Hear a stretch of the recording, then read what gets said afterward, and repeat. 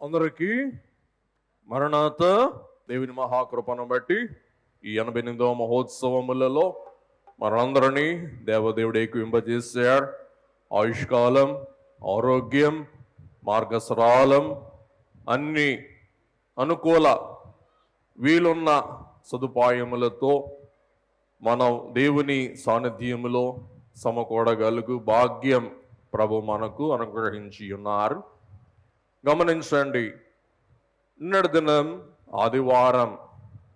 దైవజనులు అన్నారు, ఆదివార ఆరాధన ఆత్మకు స్వస్థత దయచేస్తుంది. ఏంటండి? ఆదివార ఆరాధన ఆత్మకు స్వస్థత దయచేస్తుంది. కాబట్టి ఆదివారం దేవుని ఆలయంలో ఆరాధనలో ఏకీభవిస్తే మనకేం కలుగుద్దండి? చెప్పండి అందరూ ఒకసారి. ఆత్మీయ స్వస్థత. అలాగే సోమవార స్వస్థత కూటాలు భౌతిక శారీరక స్వస్థతకు తోడ్పడతాయి. నిన్న ఆత్మీయ స్వస్థత, ఈవేళ ఏ స్వస్థత? భౌతిక శారీరక స్వస్థత. ఈ రెండు పర్వదినాలు మొదట ఆత్మ, తర్వాత దేహం లేక శరీరం. దైవజనుడు అన్నారు, దేవునికి అంటండి మొదట అంతరంగం, తర్వాత బహిరంగం. చెప్పండి, ఏం చెప్పండి త్వరగా. దేవునికి మొదట ఏం కావాలంటండి? అంతరంగం. తర్వాత ఆయన బహిరంగం చూచువారు. కాబట్టి దేవుడు మనుషుల బాహ్యమును లక్ష్యపెట్టువాడు కాదు, కానీ ఏం లక్ష్యపెట్టువారంటండి? అంతరంగములను. అంతరంగ స్వస్థత. ఈవేళ ఏ స్వస్థత? బహిరంగ స్వస్థత. దేవునికి అంతరంగం మొదట, బహిరంగం తరువాత. దావీదు విషయంలో దేవుడు అంటారు, మనుషులు పై రూపాన్ని చూస్తారు, కానీ నేను అంతరంగాలను చూచువాడను అని సెలవిస్తూ ఉన్నారు. కాబట్టి నిన్న ఆదివార ఆరాధన ద్వారా ఆధ్యాత్మిక స్వస్థతకు సంబంధించిన విషయాలు ధ్యానించిన మనం ఈవేళ భౌతిక, మన దేహ, మన శారీరక స్వస్థతకు సంబంధించిన కొన్ని అంశాలు పరిశీలన చేసి ధ్యానం చేసుకుందాం. అందరూ కూడా శ్రద్ధగా దేవుని వాక్యం వినవలసిందిగా కోరుతున్నాం. కీర్తనకారులు తెలియజేస్తూ ఉన్నట్లు, ఆయన తన వాక్కును పంపి వారిని బాగు చేసిన. దేవుని వాక్యం మనకేం దయచేస్తుందండి? స్వస్థత. కాబట్టి ఎలాగూ మనం ఆసుపత్రికి వెళ్ళినప్పుడు వైద్యుని యొక్క మాట లక్ష్య పెట్టి జాగ్రత్తగా ప్రతి వాక్కు, ప్రతి అక్షరం స్పష్టంగా విని జ్ఞాపకం పెట్టుకుంటామో, అలాగూ పరమ దేవుడైన యేసు క్రీస్తు ప్రభువును పరమ వైద్యుని యొక్క పరలోక ఆసుపత్రిలో ఈవేళ మహోత్సవాలలో మనం చేరి ఉన్నాము. కాబట్టి ఎవరి వాక్కు విందాం? దేవుని వాక్కు విందాం. దేవుని వాక్యం మనందరినీ బలపరచి మన విశ్వాసం వెలిగించి, దేవుని వాక్యం వలన కలుగు విశ్వాసం బట్టి మన జీవితంలో మనము విస్మయం ముందు అద్భుతం అందుకొందుమో గాక. ప్రార్థన చేసుకుందాం. మహోన్నతుడవై ఉన్న తండ్రి, మహాపరిశుద్ధుడవై ఉన్న దేవా, మహా గొప్ప వైద్యుడవై ఉన్న యేసు క్రీస్తు ప్రభువా, యేసు క్రీస్తు ప్రభువా, మా హితబోధకుండా రోగములు మాన్పు రూఢి వైద్యుండా, బాగు చేసి పంపించు పరమనాథుండా అన్నారు దైవజనులు. కాబట్టి పరమ వైద్యుడవై ఉన్న మీరే, రూఢి అయిన వైద్యుడవై ఉన్న మీరే, మా శరీరాలకు సంబంధించిన ప్రతి అస్వస్థతను పరిహారము చేసి ఈ కూటమి ద్వారా మాకు పూర్ణ శారీరక భౌతిక స్వస్థత దయచేయగలరని ప్రార్థిస్తూ ఆశిస్తూ ఉన్నాం స్వామి. దేవా, రోగములు తీరా పరీక్షించి బాగు చెయ్యను అని మీరు అనలేదన్నారు దైవజనులు. రోగముల నివారణ కొరకైనా యోగముల్ తాను చెప్పలేదు. యోగుల మించిన పరమయోగిగా మీ యొక్క వాక్కు ద్వారా మీ ప్రేమామృత వాక్కుల ద్వారా రోగులను బాగు చేసిన పరమయోగివై ఉన్న యేసు క్రీస్తు ప్రభువా, ఈవేళ మా మధ్య మసలుచూ ఉన్న తండ్రి, మీ రక్తమును ఔషధముగా మాపై ప్రోక్షించి మాకు స్వస్థత దయచేయండి. మీ వాక్యమును మాకు ఒక వాక్కు యొక్క మందుగా, ఔషధముగా మాకు అందించి మమ్ము స్వస్థపరచుమని ప్రార్థిస్తున్నాం. దేవా, ఆ కాలమందు మానవ సమాజములోనికి వచ్చుటకు ధర్మశాస్త్రము ద్వారా నిషేధింపబడిన కోమలి అను ఒక స్త్రీ నీ దాపున చెరగా ఆమెను చూచి, దేవా, అమ్మా, ధైర్యముగా ఉండు, నీ విశ్వాసము నిన్ను బాగు చేసినని చెప్పి ఆమెను చేదరించుకొనక ఆమెను బహు సౌమ్యముగా కోమలితనముతో విశ్వాసమును మెచ్చుకొని రూఢిగా బాగు చేసిన పరమ వైద్యుడా, ఈవేళ మా అందరికీ అవసరమైన ధైర్యమును బట్టి కలుగు విశ్వాసమును ప్రసాదించుమని ప్రార్థిస్తున్నాం. మంచం మీద అనేక వత్సరాలుగా పడి ఉండి స్నేహితుల ద్వారా మీ వద్దకు తేబడిన రోగితో నీవు ప్రభువా ప్రేమతో నా కుమారుడా అని సంబోధించిన రీతిగా ఈవేళ మమ్మందరినీ నా కుమారుడా, నా కుమారి అని సంబోధిస్తూ ఉన్నారు. కాబట్టి దేవా, నీ పాపములు క్షమింపబడి ఉన్నవని పక్షవాయ రోగితో మాట్లాడినట్లు ఈవేళ మా పాపములన్నీ పరిహారము చేసి పాపం బట్టి కలుగు రోగములను పరిహారము చేయమని ప్రార్థిస్తూ ఉన్నాం. యాయీరు అనో సమాజమందరికారు నీ వద్దకు రాగా, దేవా, నీవన్నావు ఇటువంటి విశ్వాసం ఇశ్రాయేలు వారిలో నేను గమనించలేదని చెప్పి వెంటనే తన కుమార్తెను చావ సిద్ధముగా ఉండి మరణించిన కుమార్తె వద్దకు వెళ్ళి లేపి పునరుజ్జీవముతో యాయీరు యొక్క ప్రయాసను విన్నపమును అంగీకరించిన తండ్రి, మీకు లెక్కలేని వందనాలు స్తోత్రాలు చెల్లిస్తూ ఉన్నాం. 10 మంది కుష్ఠరోగులు గవిని వెలుపట, పాలెం వెలుపట ఉండవలసిన వారు నీ వద్దకు వచ్చి, యేసు మమ్ము బాగు చేయుము అనగా, దేవా, లేచి పొమ్ము, మీ విశ్వాసం మేము స్వస్థపరచనని సెలవిచ్చి, దేవా, బహిరంగ సాక్ష్యముగా యాజకులకు మిమ్ము కనుబరుచుకునగానే వారు మార్గములో వెళ్ళి బాగైనట్లు దేవా మమ్ము బాగు చేయమని ప్రార్థిస్తూ ఆశిస్తూ కోరుతూ మనవి చేస్తూ ఉన్నాము స్వామి. 30 సంవత్సరాల నుండి బెతస్దా అనే కోనేటి యొక్క అంచున పడి ఉన్న వారిని ప్రేమతో సముదాయించి నీవు లేచి నీ పరిపెత్తుకు నడువమని చెప్పగా, ఎలాగ 38 సంవత్సరాల రోగి ఆ వేళ నీ వాక్కును బట్టి తన పరుపెత్తుకు నడిచారో, దేవా, అట్టి అద్భుత ఆశ్చర్య ప్రభావ కార్యం మా పట్ల జరిగించుమని ఈ ఉదయ కాలమున మీ పాదం బట్టి మనవి చేస్తూ ప్రార్థిస్తూ, తండ్రి, మీ శాంతిని, మీ పరలోకపు శాంతిని, లోకమిచ్చు శాంతి కాక మీ ప్రసన్నతను మాకు అనుగ్రహించి మా హృదయములో ఉన్న కలవరమును, మా హృదయములో ఉన్న వెరుపును, మా హృదయములో ఉన్న హడావిడిని, గలిబిని పరిహారము చేసి, దేవా, మీ ఆత్మ ప్రసన్నత, మీ ఆత్మ వెలిగింపు, మీ ఆత్మ సంధింపు మా అందరికి మెండుగా ప్రసాదించుమని పరమ వైద్యుడై ఉన్న మన ప్రభు, మన రక్షకుడునై ఉన్న యేసు స్వామి పరిశుద్ధ పావన నామమున వినయముతో వేడుకొని ప్రార్థిస్తూ ఉన్నాం మా పరమ తండ్రి. ఆమేన్. పరమ వైద్యుడని యేసు క్రీస్తు ప్రభువు ఇచ్చటి చేరిన మనందరినీ తన ప్రభావ వాక్కు ద్వారా, తన గాయపడిన హస్తము ద్వారా, తన ప్రశస్త రక్తము ద్వారా మన శరీర ప్రాణాత్మలను సంధించి బలపరచి స్థిరపరచి పరిపూర్ణ శరీర ప్రాణాత్మల స్వస్థతతో అలంకరింప చేయును గాక. ఆమేన్. అందరికీ మరణాత. వాక్యం ధ్యానం చేసుకుందాం. ప్రశస్తమైన సమయం. ప్రవక్త యెషయా ప్రవక్త రాసిన గ్రంథం 60వ అధ్యాయం 5వ మొదటి నుండి 5 వచనాలు పఠించుకుందాం. 60వ అధ్యాయం యెషయా గ్రంథం మొదటి 5 వచనాలు పఠించండి అమ్మా.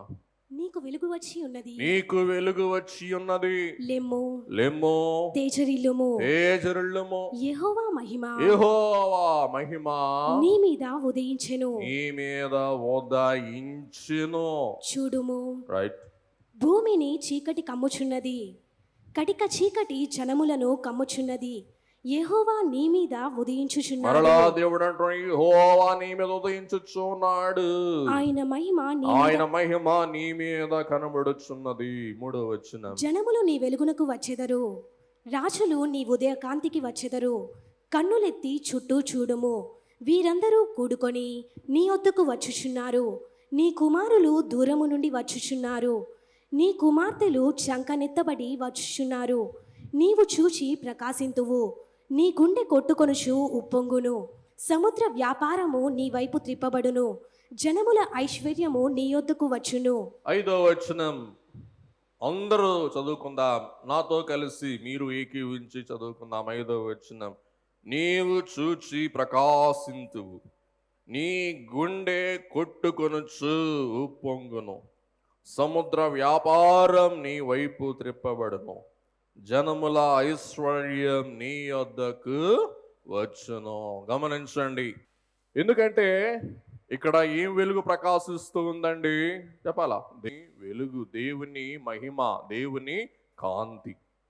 ఈవేళ మనమందరం సముద్రపు వ్యాపారం నీ వైపుకు త్రిప్పబడును. ఏంటంటే సముద్ర వ్యాపారం నీ వైపుకు త్రిప్పబడును. చూసారా, బయటికి పోతే అన్ని వ్యాపారాలే. గవర్నమెంట్ ప్రతి మహోత్సవం రికార్డు చేస్తుంది, ఏం జరిగింది ఏం జరిగింది ఏం జరిగింది ఏం జరిగిందని. గవర్నమెంట్ చెప్తుందండి ఈవేళ ఏంటంటే మన మిషన్ పేరు మీద ఇదే టైంలో ఇంచుమించు ఒక రోజు అట్ట ఇటో బైబిల్ మిషన్ అని 16 సభలు జరుగుతున్నాయి అంటండి. మరి కిబ్రోత్ హతావా అంటే కరువు బోతులు అనమాట అండి. కిబ్రోత్ హతావా అంటే కరువు బోతుల శ్మశానం. అది ఇంకొక ధ్యానం. మనం అటువంటి వాళ్ళం కావద్దు, మనం కరువు బోతులో కావద్దు. ఈవేళ మనం అందరం ఒక ఒడ్డుకు వెళ్దాం. ఇశ్రాయేలు దేశంలో ఒక ప్రముఖమైన సముద్ర తీర ప్రాంతం. సముద్ర వ్యాపారం నీ యొద్దకు వచ్చును, నీ వైపుకు త్రిప్పబడును. ఈ సముద్ర వ్యాపారం ఎక్కడ త్రిప్పబడింది? ఈ సముద్ర వ్యాపారం త్రిప్పబడుటకు ఆధారం ఏంటి? ఈవేళ మనం ధ్యానాంశం అదనమాట అండి. ఆ సముద్ర తీరమే యొప్పే. అందరూ చెప్పండి ఒకసారి, యొప్పే. కాజాలో ఉన్న మనం ఒప్పే గురించి మనం ధ్యానం చేసుకుందాం. ఈవేళ మన అంశం యొప్పే అనో వాకిలి, యొప్పే అనో గుమ్మం, లేక యొప్పే అనో గడప. ఈ యొప్పే అనే గడపకు ఎలాగ ఐశ్వర్యం తరలి వచ్చింది, ఎలాగూ అన్యులు తరలి వచ్చారు, ఎలాగూ రాజులు ఇచ్చటికి యొప్పేకు సమకూడారు. మనం ధ్యానం చేసుకుందామండి కొద్ది సమయం. వినండి. యొప్పే అనగా సౌందర్యం, యొప్పే అనగా సొగసు. అందం వేరు, సౌందర్యం వేరు, లేక సొగసు వేరు. అందం అంటే మనస్సును ఆకర్షించే సౌందర్యం మరియు మహోన్నతమైన శ్రేష్టత అందం. సొగస్సు, వినండి వినండి, సొగస్సు అనగా మర్యాద, తగినతనము, తగినట్లు కనిపించుట, అలాగే సమతల్యత. సొగసు అంటే ఏం చెప్పండి? సమతల్యత. ఈ యొక్క చిన్న ఉపోద్ఘాతం యొప్పే అనగా సౌందర్యం, అందం, సొగసు, సొగసు, సమతలత, మర్యాద, తగినట్లు గౌరవముతో అలంకరించుకొనుట. ఈ యొక్క చిన్న భావముతో ఈ యొప్పే అను సొగసైన సముద్ర తీరములో జరిగిన అద్భుతాలు మనం పరీక్షించి ధ్యానం చేసుకుందాం సుమా. మొదటిది, దేవాలయ ముడి మ్రాను పోగైన వాకిలి లేక గడప. రెండవది, మృగం వంటి వారు దేవుని సంఘములో పోగైన గడప, గుమ్మం, వాకిలి. మూడవది, మాన్యులైన వారు దేవుని సంఘములో సమకూడి పోగైన వృత్తాంతమే యొప్పే. మొదటిగా యొప్పే గుమ్మములో గుండా మ్రానులు వచ్చినాయి. రెండవదిగా యొప్పే గుమ్మములో గుండా మృగాల వంటి మానవులు వచ్చాడు. మూడవదిగా యొప్పే అను గుమ్మం గుండా మాన్యులైన వారు వచ్చాడండి. ఈ మూడు విషయాలు ఈవేళ ధ్యానం చేసుకుందాం. యొప్పే సముద్ర తీరములో నుండి వచ్చిన మ్రానులు చదువుకుందాం. రెండవ దినవృత్తాంతములు 2వ అధ్యాయం 16వ వచనం. అమ్మా, మేము నీకు కావలసిన మ్రానులన్నీ హీరాము రాజైన ఆయన అంటున్నారండి, మేము నీకు కావలసిన మ్రానులన్నీ లెబానోనునందు లెబానోనులో కొట్టించి వాటిని సొలొమోను మహారాజా నీ కొరకు సముద్రం మీద తెప్పలుగా యొప్పేకు కొని వచ్చేదము. యొప్పేకి తీసుకుని వస్తాం. సముద్రం మీద తెప్పలుగా మ్రానులను యొప్పే సముద్ర తీరానికి తీసుకుని వచ్చేదాం. తరువాత నీవు వాటిని యెరూషలేమునకు తెప్పించుకోవచ్చునని వ్రాసెను. గమనించండి, లెబానోను మ్రానులు. లెబానోను కేదారు మహావృక్షాలు.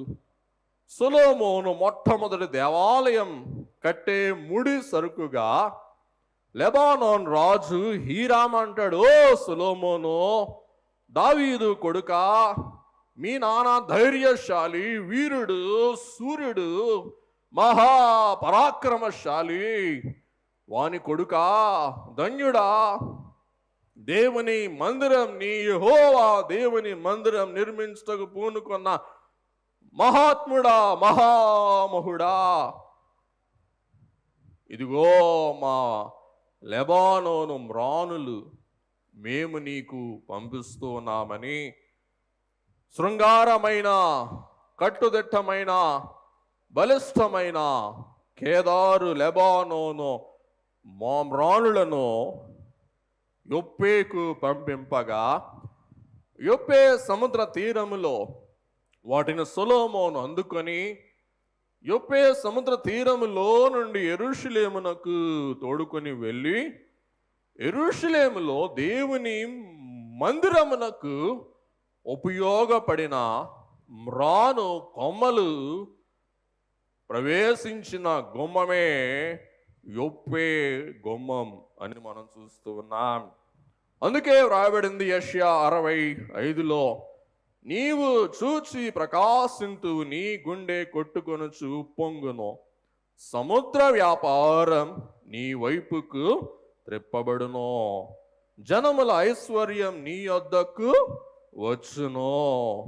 గమనించండి, తూరు రాజు హీరామ్ సొలొమోన్ అడగగానే ఈ మ్రానులను పంపించడం మనం చూస్తూ ఉన్నాం. దయచేసి వినండి, మ్రానులతో కట్టు దేవాలయం వ్యర్థం, నిష్ప్రయోజనం, అది ఎంతటికైనా బూతు బంగలాగా తయారయ్యే సూచన ఉంది.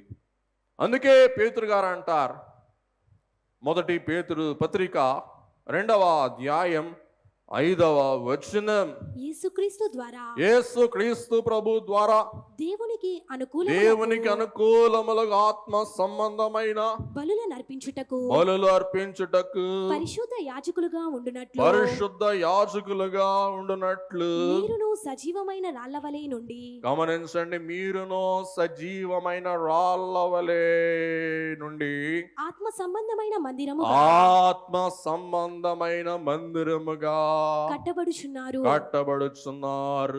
గమనించండి, మందిరం కాదు ముఖ్యం, సంఘం. సంఘము కొరకు మందిరం, సంఘం కూడుకునేదే మందిరం. వినండి, బైబిల్ బోధ లేని భవనం త్వరలో బూత్ బంగ్లా అవటం ఖాయం. ఇంకోసారి చెప్తున్నా, దయచేసి బోధకులారా ప్లీజ్ నోట్, బైబిల్ బోధ లేని భవనం బూత్ బంగ్లా అవటం ఖాయం. మీకు చూపించకూడదు, అది నామోషిగా నేను భావించాను. ఈవేళ అమెరికా దేశంలో ఒమేగా గారు ఉన్నారు, రోజుకి వారానికి వేలాది ఆలయాలు పబ్బులుగా, బారులుగా, సైకిల్ స్టాండ్లుగా, లాడ్జీలుగా, ఇంకా విచారం ఏంటంటే మసీదులుగా మారిపోతున్నాయి. ఏమండి అయ్యగారు, వాస్తవం అది. కాబట్టి రాను రాను రాను రాను ఆ దుస్థితి మనకు కూడా రావచ్చునేమో. గమనించండి, బైబిల్ ఆధారిత, బైబిల్ కేంద్రీకృత బోధ లేకపోతే ఇదొక సూచన, హెచ్చరిక మా కోసం. Bible mission. కాబట్టి దేవాలయం దేని మీద కట్టబడాలి చెప్పండి? బైబిల్. గమనించండి, అనేక చోట్ల బైబిల్ లేని చోట్ల వినండి, చర్చీలు పబ్బులుగా మారిపోతున్నాయి. బైబిల్ లేకపోతే చర్చీలు పబ్బులు అవుతాయి. బైబిల్ ఉంటే పబ్బులు చర్చీలు అవుతాయి. పబ్బులు అంటే బారులు. ఆ దృశ్యాలు మీరు చూడకూడదు, చూడలేరు, మేము చూపించకూడదు కాబట్టి చూపించట్లా. చూడాలంటే అందరి దగ్గర నెట్ ఉంది, ఈ ప్రసంగం అయిన తర్వాత కొట్టి చూడండి. చర్చెస్ కన్వర్టెడ్ ఇంటూ బార్స్ వస్తాయి, వరుసకు వస్తాయి. ఎందుకంటే ఏమి లేదు దేవాలయంలో. గమనించండి, కలకాలం అయ్యగారు బ్రాండ్ సాగదు. అయ్యగారు బ్రాండ్తో మనం సాగించలేము.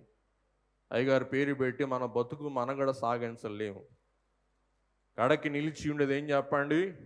భూమి ఆకాశములు గతించినా నా వాక్యములో సున్నైనా పొల్లైనా. లెక్క పెట్టుకోండి మీరు. ఏ బోధకుడు ఎన్ని వచనాలు చెప్పి లెక్క పెట్టుకోండి. సవాల్, బైబిల్ మిషన్ సవాల్ ఇది. గమనించండి, పునరుద్ధాన గడపలు, మనుషులకు పునరుద్ధానం, ఆత్మీయ పునర్జీవం కలిగించవలసిన గుమ్మాలు, గడపలు బారులుగా మారి మరణ వాకిళ్ళుగా తయారవటం దరిద్రం. గమనించండి, పునరుద్ధాన గడపలుగా విశ్వాసునిచ్చే జీవానికి సిద్ధపరచవలసిన గుమ్మాలు అనేక చోట్ల మరణ వాకిళ్ళుగా, పాపపు పుట్టిల్లుగా, మరణానికి ద్వారాలుగా మారిపోవటానికి గల కారణం ఏమి లేదు చెప్పండి? బైబిల్ లేదు. అందుకే దేవుడు అంటారు, రోమాపత్రిక 9వ అధ్యాయం 23-25 వచనాల్లో పౌలు గారు రాస్తారు, చదువుకుందాం. మరియు మహిమ పొందుటకు ఆయన ముందుగా సిద్ధపరిచిన కరుణా పాత్ర ఘటముల పట్ల అనగా యూదులలో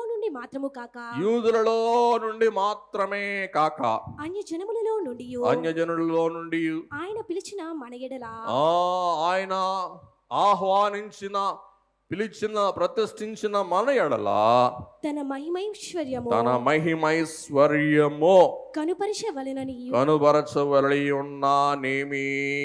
25వ వచనం, ఆ ప్రకారము ఆ ప్రకారం నా ప్రజలు కాని వారికి నా ప్రజలు కాని వారిని నా ప్రజలని నా ప్రజలను పిలుస్తా, ప్రియురాలు కాని దానికి ప్రియురాలు కాని దానికి ప్రియురాలనియు ప్రియురాలని పేరు పేరు పెట్టుదురు. పెడతానని దేవుడే నిర్ణయించుకున్నారు, సంకల్పించుకున్నారు. ఇష్ట జనమా జనకునికి అయిష్ట జనమా?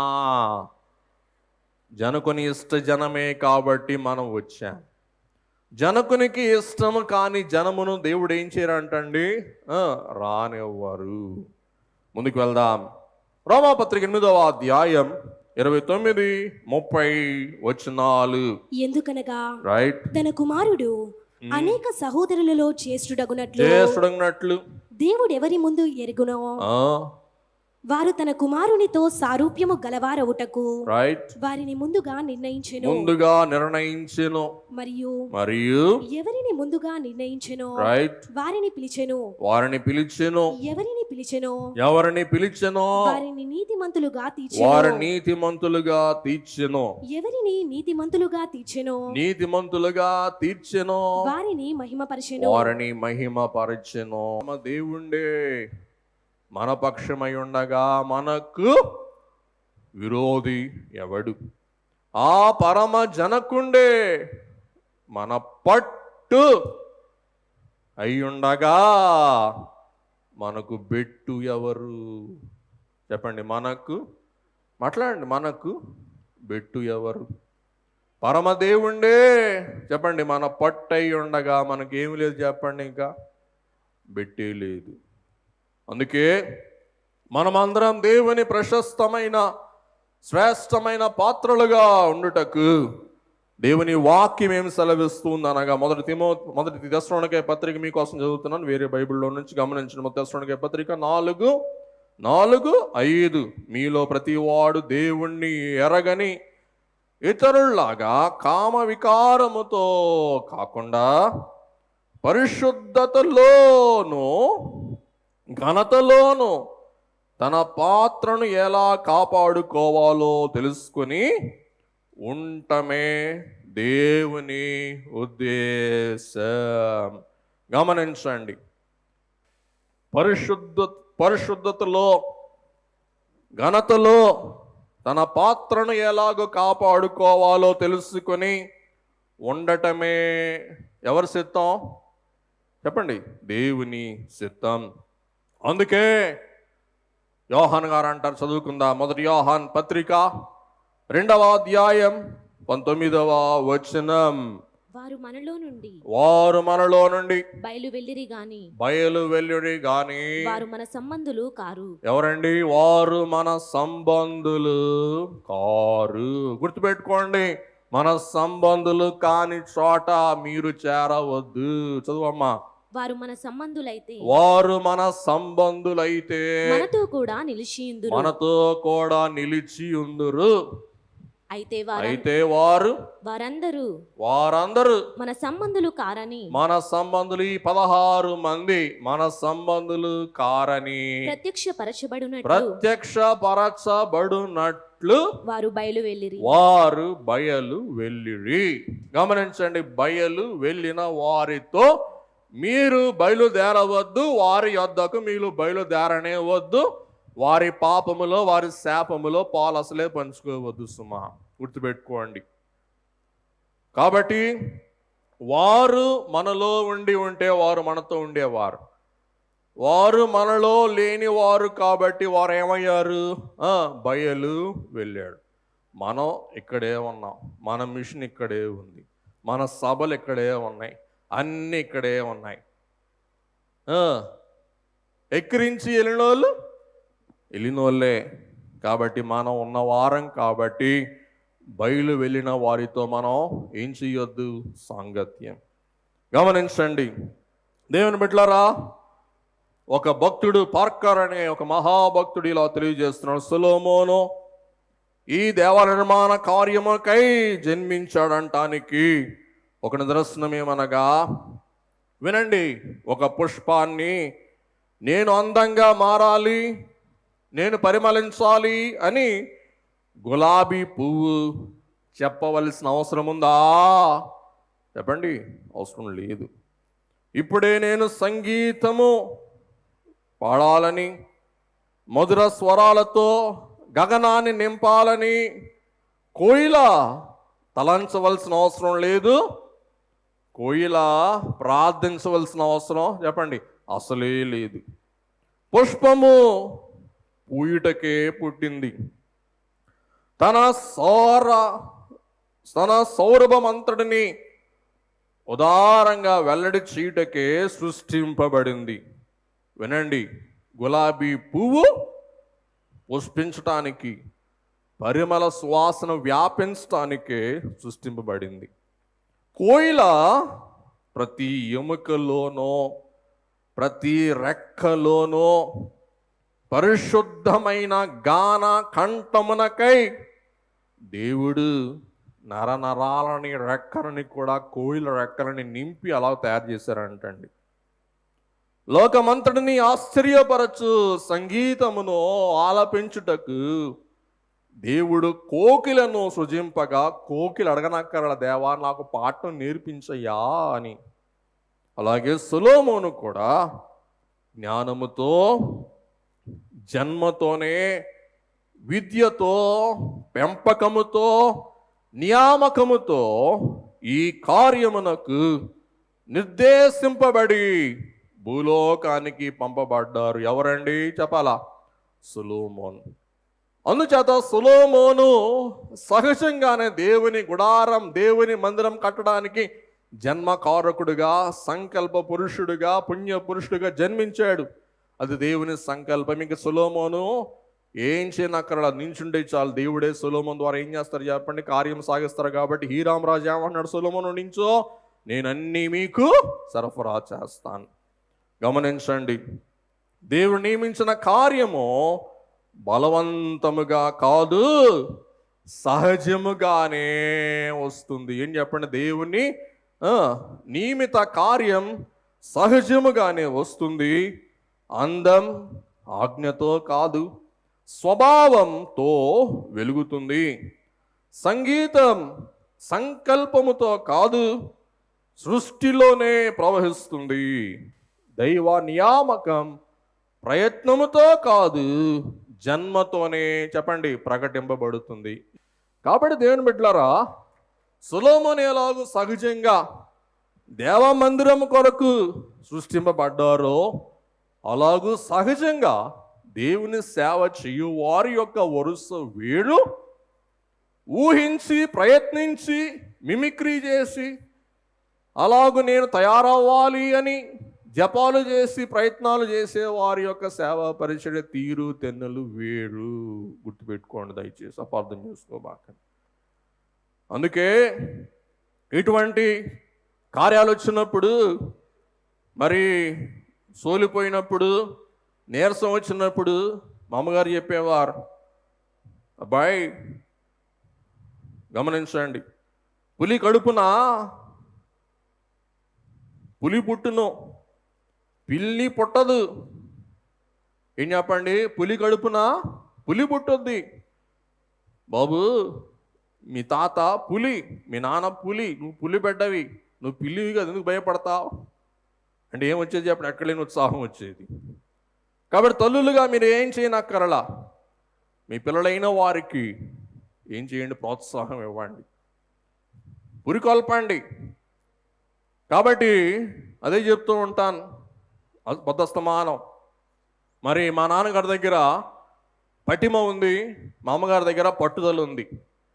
మరి మా నాన్నగారు ఏం చేసినా కానీ సంపూర్ణంగా చేయాలని ఆశించే వ్యక్తి. మా అమ్మగారు ఏది పట్టినా కానీ వదలకూడదన్న వ్యక్తి. అట్లానే మరణంతో పోరాడింది, సాధించింది 7 సంవత్సరాలు. కాబట్టి ఈ లోకములో ఎవరు రాణించాలన్నా అవసరమైనవి నేను నేర్చుకున్న పాఠం ఏంటి? 2 ఒకటి పట్టిమ. ఏం చేసినా కానీ సంపూర్ణంగా చెయ్యి, లేకపోతే చేయవాక. రెండవది పట్టు. ఏది ప్రయత్నించినా దాన్ని తుదముట్టించు, మధ్యలో వదిలిపెట్టేవాక, పిరిగివాడి అవ్వబాక. కాబట్టి దేవుని బిడ్డలారా, పులి అనగా దేవుని బిడ్డలం. దేవుని బిడ్డలమైన మనలో దేవుని ఆత్మ ఉంటుంది, కానీ సొంత ఆత్మ నరాత్మ, దురాత్మ, ప్రేరేపిత ఆత్మలు ఉండకూడదు. వాస్తవానికి చెప్పకూడదు కానీ చెప్పాలా. మనాడు గతించిపోయినప్పుడు 7 నిమిషాల్లో సెట్ అయిపోయాం. మరి మా సోదరు ఇక్కడ ఉంది, అమెరికాలో ఉద్యోగం చేస్తుంది, మహోత్సవాలకు వస్తుంది, మా మధ్య ఉంది. మా సోదరుని కూడా 7 నిమిషాలు మాట్లాడా, సెట్ అయిపోయింది, నేను ఏడన్నా అని చెప్పేసింది. కానీ మరి మా వెనకాల ఉండి పురికొల్పి ప్రోత్సహించి నీరుగారినప్పుడు, సోలిపోయినప్పుడు, సమస్యలున్నప్పుడు మమ్మల్ని బలోపేతం చేసి వెన్ను తట్టి, బుడం తట్టి, నడుము తట్టి మరి నడిపించే తల్లి ఏమి విడిచినప్పుడు మరి 7 సంవత్సరాలు పట్టిందన్నమాట అండి అది తట్టుకోవటానికి. ఇప్పుడు కూడా వింతగా ఉంటుంది. అందుచేత ఓ తల్లులారా, తండ్రులుగా మేము బజార్లు తిరుగుతూ ఉంటాం. ఇక్కడ తల్లులు చాలామంది ఉన్నారు. ఒకసారి మాతృమూర్తులు ఒకసారి మీ చెయ్యి చూపించండి, పైకెత్తి ఒకసారి. కాబట్టి మీరేం చేయనక్కరలా, మీ పిల్లలైన వారికి మంచి మాటలు చెప్పి ప్రోత్సాహం ఇవ్వండి. మరి ముందేమో గుండె ధైర్యం ఉన్నట్లు కనపడేది, ప్రోత్సాహం ఇచ్చేది, వెనకాల వెళ్ళి పాపం బాధపడేది, ప్రార్థన చేసేది. కాబట్టి మీలో బిడుగుతనం, పిరిగితనం, భయం ఉందా? మీ పిల్లలు ప్రదర్శించబాకండి. ధైర్యంగా వాళ్ళకి ఉండండి, ధైర్యం చెప్పండి. మీ పిరిగితనం, మీ భయం, మీ ఆందోళన, మీ గూబులు, మీ గలిబిలంతా కూడా ఎక్కడ చెప్పుకోండి? దేవుని సన్నిధిలో. అప్పుడు పిల్లలు రాణిస్తారు, మీరు రాణిస్తారని మనం చేస్తూ ఉన్నాను. ముందుకు వెళ్దాం. ఎజ్రా గ్రంథం 3వ అధ్యాయం 7వ వచనం. మరియు వారు కాసేవారికిని వడ్రవారికి ద్రవ్యమునిచ్చిరి. కాబట్టి కాసేవారికి, వడ్రవారికి వారు ఏం చేశారంటే ద్రవ్యం ఇచ్చాడు. అది కాక పారసీక దేశపు రాజైన కోరేషు తమకు సెలవిచ్చినట్లు దేవదారు రాణులను లెబానోను నుండి సముద్రం మీద యొప్పే పట్టణమునకు తెప్పించుటకు సీదోనీయులకును తూరు వారికిని భోజన పదార్థములను పానమును నూనెను ఇచ్చిరి. చూసారా, మా తండ్రి, మా పితరుడు సొలొమోను కట్టించేటప్పుడు దేవాలయాన్ని ఎలాగూ హీరాము యొద్ద నుండి మేము మ్రాణులు తెచ్చాము, అలాగే మేము మ్రాణులు తెస్తాము అని చెప్పి యెరుబ్బాబేలు, ఎజ్రా వీరందరూ పూనుకొని మరి నెబుకద్నెజరు ద్వారా శిథిలమయ్యున్న, ధ్వంసమయ్యున్న దేవాలయ నిర్మాణం అప్పుడు, యెరూషలేం 2వ దేవాలయ నిర్మాణం అప్పుడు సొలొమోను లాగా వారు కూడా ఏం చేశారంటండి, మ్రాణులు లెబానోనును తీసుకుని వచ్చి శిథిలమయ్యున్న దేవాలయమును వారు పునర్నిర్మించుట మనం చూస్తూ ఉన్నాం. సార్, ఒక్కసారి చాలాసేపు వాక్యం చెప్పుకున్నాం, కొంచెం రిలీఫ్ కోసం ఈ యొప్పే యొక్క నిజస్థితి ఓసారి వీడియోలో చూసేయండి. త్వరగా వాక్యం ముందుకు వెళ్ళిపోదాం. చదవండి, చూపించండి.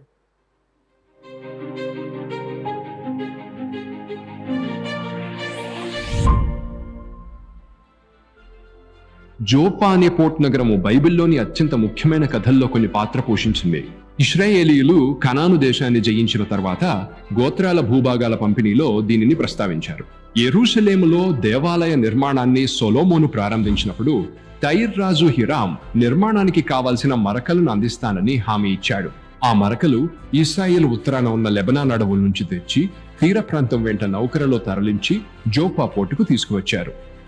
అక్కడి నుంచి మరకలను యెరూషలేంకు తీసుకెళ్లారు. దాదాపు 2 శతాబ్దాల తర్వాత జోప్పా మళ్లీ ప్రాధాన్యతకొస్తుంది. కానీ ఈసారి ఇది ప్రయాణ ప్రారంభ బిందువుగా నిలుస్తుంది. ప్రభువు ప్రవక్త యోనాను అష్షూరియ సామ్రాజ్య రాజధాని నినివేకి వెళ్లి అక్కడి ప్రజలకు బోధించి వారి రక్షణ కోసం ప్రయత్నించమని ఆదేశించాడు. యోనా ఇది చేయాలని అనుకోలేదు. అష్షూరియులు ఇతర జాతులకు శత్రుత్వంగా ఉండేవారు. అందుకే ప్రవక్త వారికి రక్షణ కలగాలని కోరలేదు. అందుకే యోనా జోప్పకు వెళ్లి స్పెయిన్ తీరంలో ఉన్న దూరపు పశ్చిమ నగరం తర్షీషుకు వెళ్లే ఓడలో ఎక్కాడు. మరో 200 సంవత్సరాల తర్వాత క్రీస్తుపూర్వం 586లో యెరూషలేము నాశనమైన తర్వాత దశాబ్దాల తర్వాత మళ్లీ నిర్మించబడినప్పుడు మనకు ఇదే కథ మళ్లీ జరుగుతున్నట్టు కనిపిస్తుంది. పెర్షియా చక్రవర్తి సైరస్ బబులోన్ చెర నుండి యూదులను యెరూషలేముకు తిరిగి వెళ్లేందుకు అనుమతించినప్పుడు వారు దేవాలయాన్ని మళ్లీ నిర్మించేందుకు సిద్ధమయ్యారు. మళ్లీ లెబనాన్ అడవుల నుండి కలపను తెచ్చి తీర ప్రాంతం వెంట జోప్పకు తీసుకొచ్చారు. ఇది రెండవ దేవాలయం యొక్క నిర్మాణం. దీనినే హెరోదు మహారాజు అత్యంత వైభవంగా విస్తరించారు మరియు యేసు ప్రభు అక్కడే ఆరాధించి బోధించారు. కానీ జోపా నూతన నియమంలో ఉన్న ఒక ముఖ్యమైన సంఘటనలో కూడా పాత్ర పోషిస్తుంది. పెంటకోస్తు దినం నుండి సంఘం ఆవిర్భావం జరిగినప్పటి నుండి మారిన వారందరూ యూదుల వారసత్వం కలవారే. కానీ అది మారబోతోంది. ఎందుకంటే మొదటి అన్యజనులు అంటే యూదులు కానివారు క్రైస్తవులుగా మారబోతున్నారు. ప్రవర్తన గ్రంథంలో కొర్నేలియస్ అనే ఒక రోమన్ శతాధిపతి గురించి మనకు చెబుతారు. అతను అతని కుటుంబ సభ్యులు మరియు సన్నిహిత మిత్రులతో కలిసి యేసు శిష్యులుగా మారబోతున్నారు. ప్రేరితుడు పేతురు కొంతమంది యూద క్రైస్తవుల అభ్యర్థనపై ఇటీవల మరణించిన డోర్కస్ లేదా తబితా అనే క్రైస్తవ మహిళను మళ్లీ జీవింపజేయడానికి జోప్పకు వెళ్ళాడు. ఆమెను పునరుద్ధానపరిచిన తర్వాత పేతురు జోప్పులో సైమన్ అనే ఒక చర్మకారుని ఇంట్లో ఉండిపోయాడు. ప్రభు యొక్క ఒక దూత దర్శనంలో కొర్నేలియస్తో మాట్లాడి అపోస్తలుడు పేతురును పిలిపించమని, అతను కొర్నేలియస్కు యేసు మరియు క్రైస్తవ విశ్వాసం గురించి బోధిస్తాడని చెప్పాడు. ఆ సమయంలో కొర్నేలియస్ మెడిటరేనియన్ తీరంలో ఉన్న కైసేరియా నగరంలో ఉన్నాడు. పేతురు దక్షిణంగా ఉన్న జోపోలో ఉన్నాడు. అందువల్ల కొర్నేలియస్ దర్శనంలో ఈ శతాధిపతిని కలవమని చెప్పబడిన పేతురుని పిలిపించాడు. అందుకే పేతురు తీరాన్ని ఆనుకుని ఉత్తరంగా ప్రయాణించి కైసరియాకు వెళ్ళాడు. పేతురు కొర్నేలియస్ మరియు ఇతర అన్యజనులకు సువార్తను బోధించినప్పుడు వారు సువార్తను ఆమోదించి క్రైస్తవులుగా మారారు. ఈ పురాతన నగరానికి సంబంధించిన బైబిల్ సంఘటనల సమాహారం ఎంత ఆసక్తికరంగా ఉంది. పురాతనతతో నిండిన ఈ నగరం నేటి పర్యాటకులకు ఆకర్షణీయమైన ప్రదేశమే కాకుండా దాని స్థానం మరియు చరిత్ర బైబిల్ భూమిలో విశ్వాసం మరియు వాస్తవం మధ్య బలమైన అనుబంధాన్ని ఏర్పరుస్తుంది. రెండవది మనం చూస్తే యోనా దేవుని మాట యోనాకు బయలుపడి, యోనా నినివే అనగా అష్షూరు వారి రాజధానికి వెళ్ళి నీవు సువార్త ప్రకటించు అని సెలవిచ్చినప్పుడు బాబు యోనా నినివే వెళ్ళకుండా యోనా యొప్పేకు, మళ్ళా యొప్పే మనకు కనబడుతుంది, యొప్పేకు వచ్చి కేవు టికెట్ తీసుకొని యొప్పే బదులు తార్షీషుకు బయలుదేరతాడు. యొప్పే 500 మైళ్ళు, యొప్పేకు నినివే 885 కిలోమీటర్లు. చూడండి గ్రాఫ్. కానీ నినివే వారు మూర్ఖులు, దుష్టులు, అన్యజనులు, దేవుని విరోధులు. వారు నాశనం కావాలని దేవుని మాట ఆయన మీతో చెప్పినది చేయుడి అనకుండా ప్రక్కన పెట్టేసి యొప్పే నుండి 5 అంతలు ప్రయాణం, 4023 కిలోమీటర్లు. ఇదేం నినివే టర్కీ. అక్కడ నుండి బయలుదేరి స్పెయిన్, ఇజ్రాయేల్ నుండి స్పెయిన్, అసలు వేరే ఖండానికి వెళ్ళడానికి ప్రయత్నం చేస్తాడు. ఎక్కడి నుంచి? యొప్పేకు. మీ అందరికీ తెలుసు నినివే నుంచి బయలుదేరిన యోనా పరిస్థితి ఏమైందో. వాక్యం చూద్దాం. యోనా గ్రంథం 1వ అధ్యాయం 8వ వచనం. తుఫాను. చదవండి అమ్మ. 8 నుండి 10 వచనాలు. కాబట్టి వారు అతని చూచి, యోనాను చూచి, ఎవరిని బట్టి ఈ కీడు? ఈ చీట్లలో యోనాని చీటు వచ్చింది, ఎవరిని బట్టి ఈ కీడు మాకు సంభవించునో? నీ వ్యాపారం ఏమిటో? అయ్యా నువ్వెవరివి? నీ వ్యాపారం ఏంటి? నీవెక్కడి నుండి వచ్చితివో? నీవెక్కడి నుండి వచ్చావు? నీ దేశమేదో? నీ దేశమేదో? నీ జనమేదో? నీ జనమేదో? ఈ సంగతి అంతయు మాకు చెప్పాయా అంటారు. 9వ వచనం చదువమ్మా. అతడు వారితో ఇట్లా నేను ఏమని? నేను హెబ్రీయుడను సముద్రమునకును. చూసారా చూసారా చూసారా? యోనాకు తెలుసు సముద్రానికి, భూమికి సృష్టికర్తయై ఆకాశమందుండు దేవుడై ఉన్న యెహోవా యందు నేను భయభక్తులు గలవాడనై ఉన్నాను. భయభక్తులు గలవాడ యోనా? భయభక్తులు గలవాడి తలా చేస్తాడా? 10వ వచనం తెలిసిపోద్ది భయభక్తులు గలవాడో లేదో. 10వ వచనం చదువుకుందా. తాను యెహోవా సన్నిధిలో నుండి యెహోవా సన్నిధిలో నుండి పారిపోవుచున్నట్టు ఆ, అతడు ఆ మనుష్యులకు తెలియజేసి ఉండెను. చెప్పాడు, నేను దేవుని సన్నిధిలో నుండి వెళ్ళిపోతున్నా. దూరంగా బయలుదేరా, స్పెయిన్ దాకా బయలుదేరా. ఏమండి, 500 టికెట్లు పెట్టి ఎవరన్నా దూరంగా వెళ్ళటానికి ప్రయత్నం చేస్తారా అండి? అది కూడా ఎవరి యొద్దకు దూరంగా వెళ్తాను ప్రయత్నం చేస్తున్నాడు? దేవుని దగ్గర నుండి దూరంగా వెళ్తాను. ఎంత విచారం. చదువమ్మా. గనుక వారు ఆ సంగతి తెలుసుకొని మరింత భయపడి అవ్వా, ఆకాశాన్ని భూమిని కలుగజేసి సమస్త నిర్వహిస్తున్న దేవుని దగ్గర నుండి నువ్వు పారిపోయావా? అవ్వా, ఎంత పని చేసావయ్యా అవ్వా అని వారు. పారిపోయినోడు, దేవుని సన్నిధి నుండి పారిపోయినోడు. 16వ వచనం చూద్దామండి. ఇది చూడగా భయపడి నీవు చేసిన పని ఏమి అని అడిగారంటండి. ఎవరు? అన్యులు. ఎవరిని అడిగారంట? ఏమ్మా మహాసభలు ఏడున్నావు? ఏడకెళ్ళావు? లేదులే, పనుందిలే. చాలా సార్లు దేవాలయం ఏం వెళ్తాంలే. మనం యోనా తత్వం గలవారం. మనలో యోనా ఉన్నాడు, ఉంటాడు. అందుకే దైవులు అన్నారు, దయచేసి అన్న గమనించండి, ప్రార్థన చెయ్యని అంతరంగం. గుర్తుపెట్టుకోండి, ప్రార్థన చెయ్యని అంతరంగం. మిడునాగులు సంచరించడి పొట్ట, పెద్ద పులులు నివసించే గుహ, అట్టి వారిని మార్చుట కష్టతరమో అన్నారు. ఎవరు చెప్పండి? దేవదాసయ్య గారు. బైబిల్ చదవకుండా, రోజు ప్రార్థన చేయకుండా ఉండే వారి అంతరంగాలు ఎట్లాంటివి అంటండి? అంటే పాములు ఉండే పొట్ట, మిడనాగులు, జాతి నాగులు ఉండే పొట్ట, ఇంకా పెద్ద పులులు వాసం చేసే గుహ. వారిలో క్రూరత్వం, కఠినత్వం, మూర్ఖత్వం, కుళ్ళు, ఈర్ష్య, అసూయ, క్రోధం, మత్సరం ఎన్ని దాగుంటాయండి. ఇంత దౌర్భాగ్యం చూసారా? ఎవరు వారు? ప్రార్థన చెయ్యని వారు. ప్రార్థన నేను బిడ్డలారా,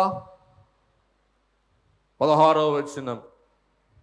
యోనాను సముద్రంలో పడవేసి 16వ వచనంలో అన్యులైన వారు దేవుని తట్టు మల్లుట దోణిలోనే ప్రారంభమైంది.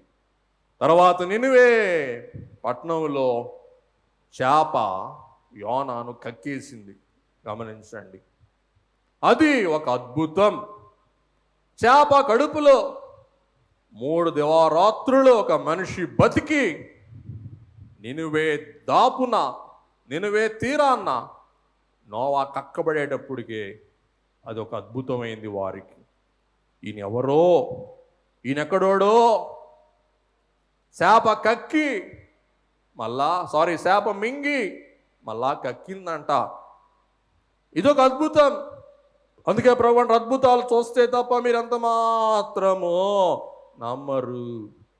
నినివే వారు మారుటకు, క్రైస్తవ్యములోకి, యోధా మతములోనికి, పశ్చాత్తాపములోనికి ప్రవేశించుటకు దేవుడే యోనాను ఒక అద్భుతముగా, ఒక అద్భుతమైన సూచనగా నినివే వారి వద్దకు పంపించారు. గమనించండి, స్వస్థత మారు మనస్సుకు సూచన. స్వస్థత సంఘ స్థాపనకు మిక్కిలి అవసరం. అందుకే దైవజనులు అన్నారు, గమనించండి దయచేసి ఈ 3 మాటలు చెప్పండి. రోగి, మాట్లాడలా, రోగి, భోగి, యోగి. రోగి అంటే రోగిష్టి, వ్యాధిగ్రస్తుడు. భోగి అంటే బాగుపడ్డాడు. యోగి అంటే విశ్వాసి. రోగి ఏమవ్వాలంట? బాగుపడ్డాక భక్తుడు అవ్వాలా. యోగిగా మారకపోతే మళ్ళా భోగి అయిపోతాడు, మళ్ళా రోగి అయిపోతాడు. అర్థమైందా అండి? ఎలివేటర్ మీద నించున్నప్పుడు మనం పైకి వెళ్ళాలా. కిందకి దిగడానికి ప్రయత్నం చేసి ఏం చేస్తుంది? అది పైకి నెట్టుద్ది. అలాగే ఇవాళ స్వస్థత కూటం కాబట్టి చెప్పండి ఒకసారి. నెంబర్ 1 రోగి, గట్టి చెప్పండి. నెంబర్ 1 రోగి. నెంబర్ 2 భోగి. భోగం అంటే ఆనందం, అమ్మయ్యా బాగుపడ్డాను, ఎంతో ఆనందం. 3 ఏం చెప్పండి? యోగి. యోనా రోగి, దేవుని సహవాసమును దూరమయ్యాడు. నినివే దాపున భోగి, అమ్మయ్యా. యోనా గ్రంథం 2వ అధ్యాయం 10వ వచనం చదువమ్మా. అంతటా యెహోవా మత్స్యమునకు చేపకు ఆజ్ఞయ్యగా అది యోనాను నేల మీద కక్కి వేసింది. ఇప్పుడు భోగి యోగి అవ్వాలా, కానీ యోగి అవటానికి ఇష్టం లేదు. సువార్త చెప్పడానికి ఇష్టం లేదు. అన్యులైన వారు స్వస్థత ద్వారా, సువార్త ప్రకటన ద్వారా దేవుని రాజ్యములో ప్రవేశించుట యోనాకి ఇష్టం లేదు. అందుకే యోనా ఒప్పుకుంటాడండి. 4వ అధ్యాయం 2వ వచనం. అమ్మ చదువమ్మా. యెహోవా నేను నా దేశమందుండగా, నేను నా దేశంలో ఉండగానే ఇట్లు జరుగునని నేను అనుకుంటేని కదా. నీవు మంచోడు అని నేను బోధ చేస్తే, నా బోధ ద్వారా నినివే వారు మారు మనసు పొందుతారని, నినివే వారు నువ్వేమి చేయవని, నినివే వారు నిన్ను నాశనం చేయవని, నినివే వారిని నాశనం చేయాలని అనుకొని, నినివే వారి కీడు చూడాలని నేను తలంచి, అందుకేనయ్యా నీ నుండి నేను స్పెయిన్ బయలుదేరానయ్యా అంటాడండి మారు మనస్సు లేని ప్రవక్త. మారు మనస్సు లేని ఎంత బోధకుడైనా. యోనా ఎవరండి? బోధకుడు. కానీ ఏం లేదు, మారు మనస్సు లేని బోధకులకు యోనా గారు ప్రెసిడెంట్ అంట, నాయకుడు అంటండి. 3వది మాన్యులకు సువార్త ప్రకటించి, నినివే వారు మృగాల్లాంటి వారు. వారంటండి ఎక్కడ యుద్ధానికి వెళ్ళినా కానీ మనుషుల్ని చీరి చర్మం ఒలిసి వారి దోలాలకి ఆ చర్మాలు డెకరేట్ చేస్తారంటండి. అంత దుష్టులు. టైం లేదు, ముగించేస్తున్నా. అంత దుష్టులు.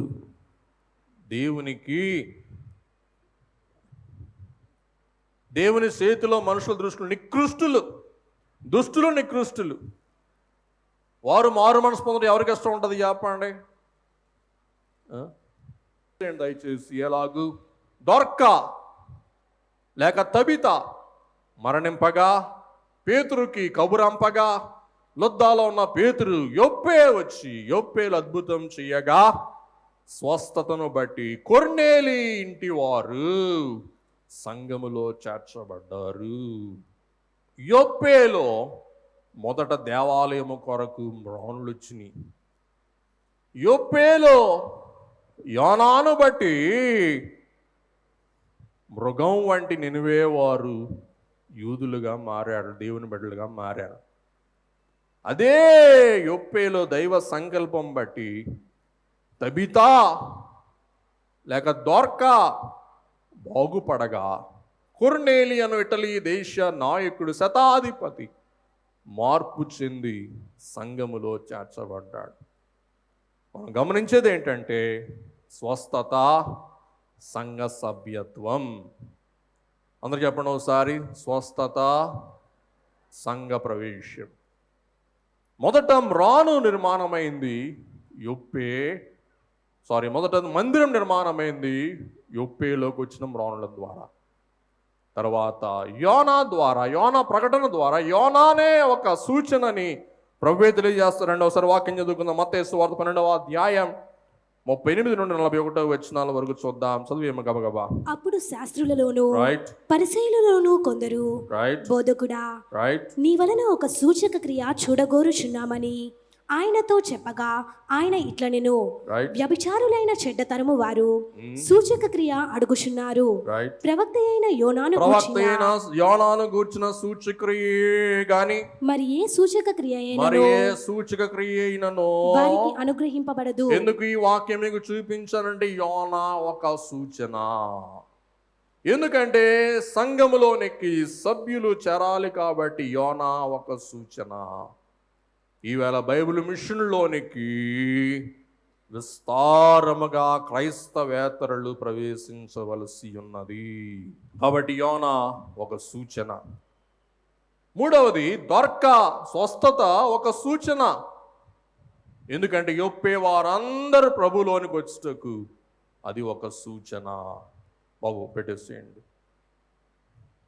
సంఘములో సభ్యత్వం గలవారమైతే మన కార్యముల ద్వారా దేవుడు కీర్తి పొందునని తెలుసునా, కీడు ఓడింతువని తెలుసునా, కిటుకు సులువుగా వెడగొట్టదు అని తెలుసునా అన్నారు. కాబట్టి ప్రతిరోజు ఒకసారి పరీక్షించుకుందాం.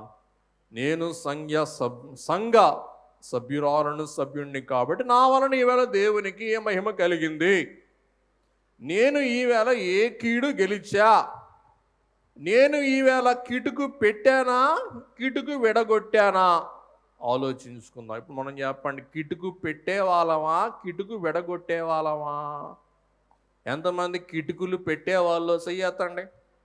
అబ్బా అంత మంచోళ్ళ, గాడ్ బ్లెస్ యూ, చాలా మంచోళ్ళండి, నా చేతులు పెట్టుకెట్టుకండి. మనం చెప్పండి, కిటుకు పెట్టే వాళ్ళమా, కిటుకు విడగొట్టే వాళ్ళమా? విడగొట్టే వాళ్ళమై ఉండాలి. అందుకే గారు అన్నాడు, ఏ జబ్బు అయినాను ఈవేళ ముందుకెళ్దాం, ముగించేసుకుందాం. కాబట్టి స్వస్థత కార్యములు, స్వస్తిశాలలు ప్రతి వాళ్ళు ఈవేళ స్వస్థశాలలు స్థాపిస్తున్నారు. మంచిది, పాపులకు రోగులకు మేలు. కానీలోనే ఉంది, వస్తున్న చందా సొమ్ము నా పనులకు వాడుమో, చెప్పండి, ఆర్జింపకుము. కాబట్టి మా నాన్నగారు నాకు అదే తగాదా. ఎరా నువ్వేమన్నా బిర్లా కొడుకు అనుకున్నావరా, నీకు ఎందుకు అంత ఫోజు, అన్నీ కావాల్సినవి నీకు అనేవాళ్ళు అన్నమాట. చాలా ఆశ్చర్యం. కాబట్టి మంచి కారు కొనుక్కో అంటే, ఎరా నేను టాటా కొడుకువా, కారు కొనుక్కోమంటావా అనేవాళ్ళు అన్నమాట. ఓసారి ఎలీషా గారు అట్లా మహాసభ చేస్తే ఏదో కానీ తేడా వచ్చిందా అంటండి. దేవుళ్ళు అన్నారంట, ఎలీషా దేవుని సొమ్ము వ్యర్థం చేసావా? వినండి వినండి వినండి, చింపిరి జుట్టు, చినికిన బట్ట, చేతికి చెప్ప అన్నారండి. ఏం చెప్పండి, చింపిరి జుట్టు, చినికిన బట్ట, చేతికి చెప్ప, జాగ్రత్త. పెద్దలు చెప్పాడు, ఇప్పుడు భయం వేస్తుంది. కాబట్టి వస్తున్న చందా దేవుని సేవకు వాడు. ఏం చేయొద్దు, ఆర్జించొద్దు. ఆర్జించావా, జీర్ణించుకోలేవు, త్వరగా కాలం గడిచిపోదు. గమనించండి. దైవజనుని సూక్తి 88వ పాట. ఎందుకో ఈవేళ ఆ చరణం చూస్తుంటే 88వ మహోత్సవం, 88వ చరణం గమనిద్దాం, ముగించేసుకుందాం. అక్కడ మరి చర్మకారునైన సీమోను ఇంట్లో ఉండగా కొర్నేలి కబురంపాడు. దేవుడు కొర్నేలియను ఇటలీ దేశపు శతాధిపతికి దర్శనమిచ్చాడు. ఇక్కడ పేతురికి దర్శనమిచ్చాడు. యూదులకే కానీ అన్యులకు రక్షణ కాదన్న పేతురుని చర్మకారుని ఇంట్లో నుండి కొర్నేలి ఇంటికి తోడుకుని వెళ్ళాడు. యొప్పేలో ఉన్న పేతురు అన్యులైన వారికి, యూదేతరులైన వారికి ద్వారం తెరవబడింది స్వస్థత ద్వారా. దేవుని బిడ్డలారా, దేవుని రాజ్య వృద్ధి జరిగింది. మన అన్యులలోనికి కూడా సువార్త ప్రవేశించింది, వ్యాపించింది, మన దాకా వచ్చింది. అందుచేత రోగిగా బాగుపడిన వారు, భోగిగా మారిన వారు ఏమవ్వాలండి? యోగిగా, భక్తులుగా, దేవుని సంఘములో సభ్యులుగా, దేవుని దేహములో పాలిభాగస్తులుగా మారుటయే దేవుని సిద్ధం. యొప్పేలోకి వచ్చిన రక్షణను బట్టి పేతురు గుండె అదిరింది, పేతురు గుండె ఉప్పొంగింది.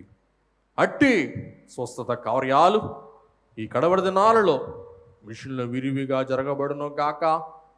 సంఘము దేవుని మహిమ కొరకు వృద్ధి చెందును గాక. దేవునికే బయలు మిషన్ ద్వారా, ఈ బయలు మిషన్ మహోత్సవాల ద్వారా ఘనత, మహిమ, కీర్తి కలుగును గాక. అందరికీ మరణాత.